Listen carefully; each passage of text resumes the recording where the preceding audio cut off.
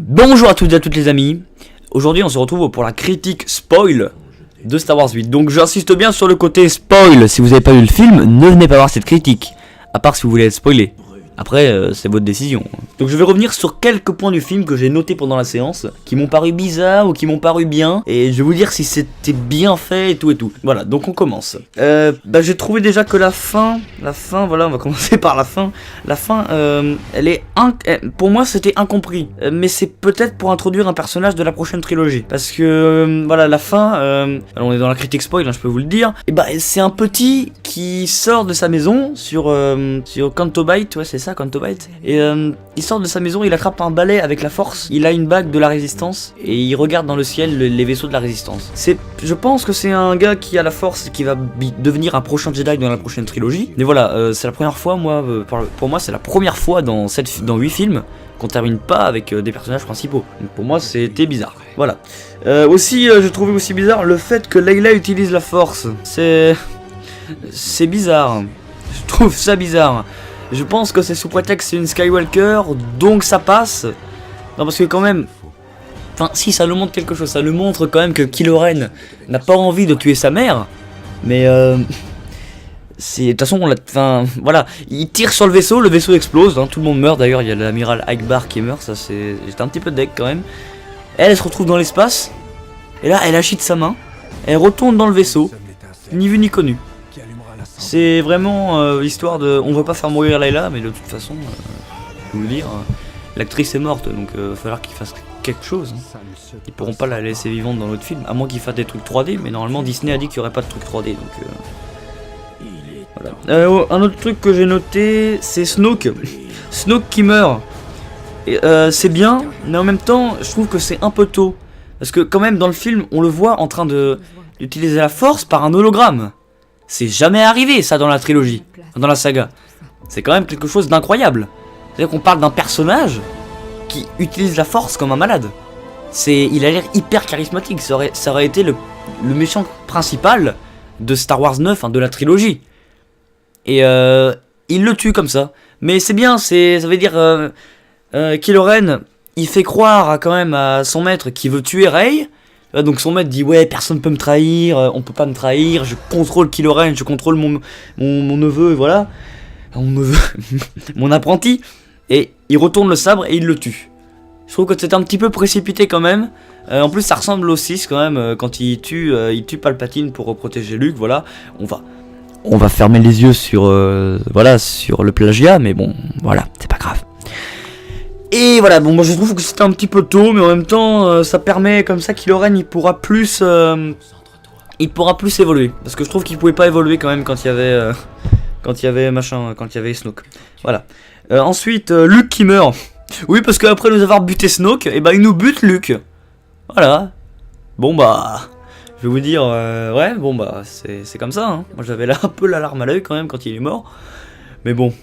Ouais, vous allez me dire, il y en a certains qui pensent que sa mort c'est de la putain de merde. Parce qu'il est pas mort de façon épique. Sa mort c'est pas du tout épique, voilà. Il disparaît comme Obi-Wan. En même temps, il disparaît comme un sage. Donc il y en a qui pourront penser que c'est bien parce qu'il disparaît comme un sage, comme Obi-Wan, voilà. C'est très bien. Et donc voilà. Et même le fait qu'il ressemble un peu à tous les films d'action. Le fait que quand il arrive sur le champ de bataille et Kylo Ren les ordonne de tous tirer sur Luke, qu'à la fin il sort du champ de bataille et il érafle son manteau en mode ça m'a rien fait, et voilà. Et même moi je pensais qu'il allait pas mourir, voilà, parce qu'il est venu en hologramme, mais je pensais pas qu'il allait mourir parce qu'il dit à la fin on se reverra jeune homme. Donc moi je pensais qu'il mourrait pas, mais bon tant pis. Voilà. Et aussi un autre truc que je vous ai dit dans ma critique non spoil, c'est quand je vous avais dit qu'il y avait peut-être quelque chose qui était faux. Et je vous parlais de ce que dit Kylo Ren à Rey quand il dit tes parents sont des ferrailleurs, tu es une grosse merde, tu ne vaux rien, tes parents sont des pécores, voilà, je sais pas comment on dit, voilà, tes parents tu n'es rien. Je pense que c'est faux. Personnellement, ça serait bien. Hein. Je vous dis pas le contraire, moi j'adorerais que ça soit comme ça, voilà. Que ce soit pas genre, ah là là, c'est la sœur de Ben, ou alors c'est la fille par alliance de la sœur de la cousine de Rey. Non, ça tiendrait pas debout, mais Moi je trouverais ça bien, voilà, qu'il fasse que ses parents soient des ferrailleurs, mais j'y crois pas. Je pense qu'il voulait juste faire monter la colère d'Henry. Et voilà, je pensais qu'il voulait faire monter la colère et tout. Voilà, dites-moi en commentaire juste si le son est énorme, parce que je pense que le son sature un petit peu. Voilà, ça n'a rien à voir, mais je vous demande parce que je vois mon enregistrement à l'écran et ça sature à mort. Voilà, là ça sature. Là je vous ai niqué les oreilles. Donc aussi, j'ai remarqué, il y a un nombre de pranks inconsidérables et de trahisons dans ce film. C'est incroyable. Au début, quand Podamron communique avec Hux par le transmetteur et qu'il lui fait allô, allô, allô, je vous entends pas, allô.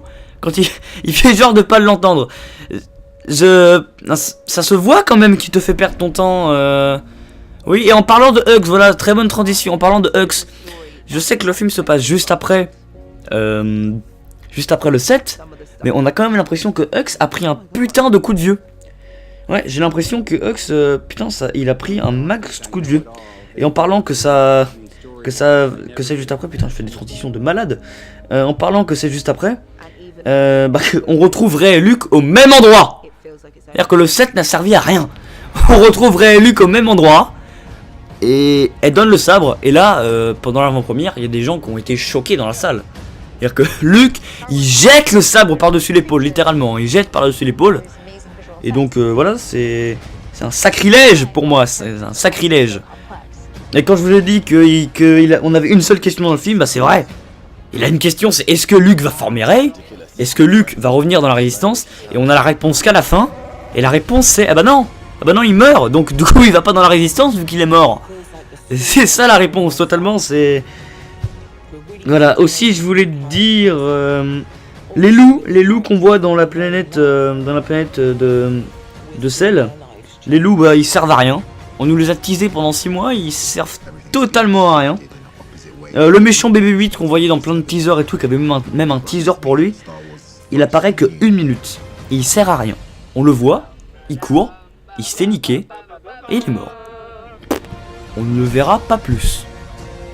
Mais pas plus du tout, hein, c'est totalement pas. Qui c'est qui est mort aussi? Phasma, elle meurt comme une merde. Comme une grosse merde par Finn.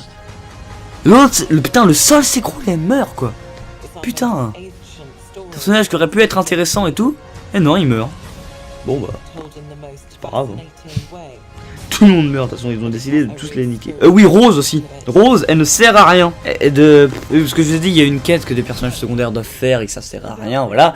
Et bah, c'est la quête de Finn et Rose. Non mais attendez, c'est-à-dire qu'ils partent au début du film.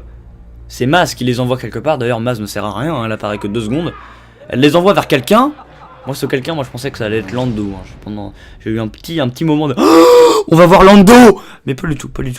Et elle la conduit vers un quelqu'un. Ils trouvent pas le quelqu'un, ils prennent quelqu'un d'autre à la place. Cette personne les emmène sur la base, enfin dans le vaisseau de Snoke. Donc ça dure bien 1h30. Hein. Ça dure tout le film leur quête. Et à la fin, ce mec les trahit et leur truc n'a servi à rien. Ça n'a servi à rien. À part à nous poser des questions sur l'origine de Rose. Et à mettre peut-être une petite relation amoureuse entre Finn et Rose. Et bon, on lui a déjà donné une meuf avec Rey. Je vois pas pourquoi il se mettrait avec Rose. Bon, c'est pas grave. D'ailleurs, ça nous pose aussi une question. Hein. Qui sont les parents de Rose? Qui est Rose? Voilà, il y avait aussi une scène que j'ai totalement pas compris. Tout le monde dans la salle a cru que c'était un putain de vaisseau. C'est le moment où on voit une machine à repasser qui repasse des trucs de l'Empire. Mais c'est quoi cette merde? Franchement, c'est putain, c'est vraiment pour gagner une scène quoi. Vous vouliez faire une scène en plus pour que ça dure bien 2h30. Et vous avez fait ça quoi. J'ai pas compris cette scène. J'ai pas du tout compris cette scène. Et ben je pense que j'en ai fini avec cette vidéo. Hein, je pense qu'il y en aura d'autres sur Star Wars, voilà, vu que le film vient de sortir. D'ailleurs, ma critique devait sortir il y a peut-être une petite semaine, mais et ben voilà, j'ai pas pu, voilà, j'avoue. Mon ordi a eu un putain de bug, je n'ai pas pu, désolé. Donc cette critique est terminée. Si ça vous a plu, abonnez-vous, mettez un pouce bleu, mettez un commentaire. Il y a toujours le FAQ qui arrive bientôt, hein, aux 50 abonnés, la FAQ, ou même avant. Donc posez-moi vos questions, putain, personne me pose de questions, ça m'énerve. Posez-moi des questions, suivez-moi sur Instagram, posez-moi des questions sur Instagram, sur Snapchat, partout. Moi je vous dis à la prochaine pour une prochaine vidéo. Bye les amis.